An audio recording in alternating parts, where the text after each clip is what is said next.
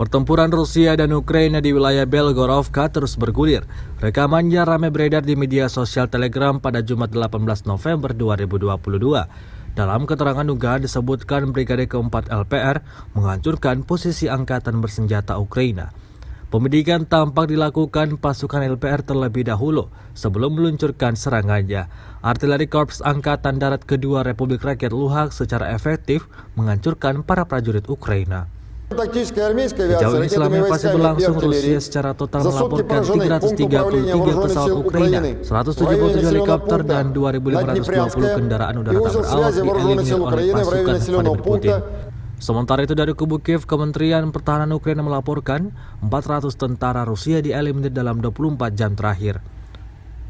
Total 83.110 prajurit Rusia meninggal sejak awal konflik hingga hari ke-206.